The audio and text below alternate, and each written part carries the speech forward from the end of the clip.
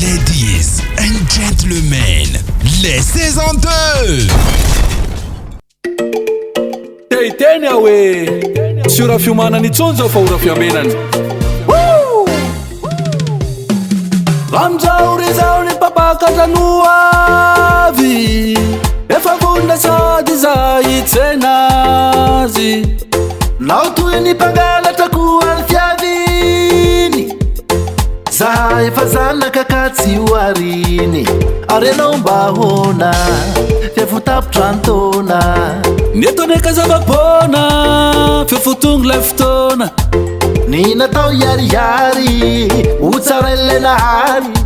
raha hotsinjaina ny vary teoko ianao tsy ho tsy parifary fa zay voavidiny rany tsy matahotra ny aleto zay tsy matahotra ny aleto tsy matahotra ny aleto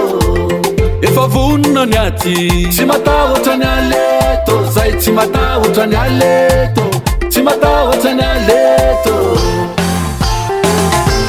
tsy matahotra ny aleto zay tsy matahotra ny aleto tsy matahotra ny aleto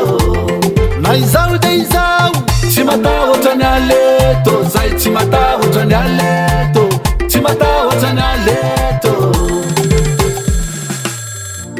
Honoré Pierrot, zao ihany la Honoré. Vonina tsara ve nisorika fahaizanareo? Efa miandry. Mafy sosy efa tsy ho ela itsony Ràny tena loza indray de tsy mety raha iteny hoe ty ao alay vo de miamboadide efa vonona izay na ho elo io na ho vetivety ka izao tsy anao rery ihany ny tompo tafidy fa zay voavidiny rany tsy matahotra ny aleto zay tsy matahotra ny aleto tsy matahotra ny aleto efa vonona ny aty tsy matahotra ny aleto zay tsy matahotra ny aleto tsy matahotra ny aleto tsy matahotra ny aleto zay tsy matahotra ny aleto tsy matahotra ny aleto efa vonona ny aty tsy matahotra ny aleto zay tsy matahotra ny aleto tsy matahotra ny aleto eka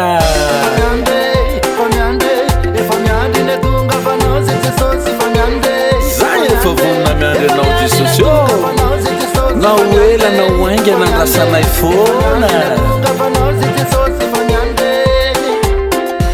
fa zay voavidiny rany tsy matahotra ny aleto zay tsy matahotra ny aleto tsy matahotra ny aleto efa vonona ny aty tsy matahotra ny aleto zay tsy matahotra ny aleto tsy matahotra ny aleto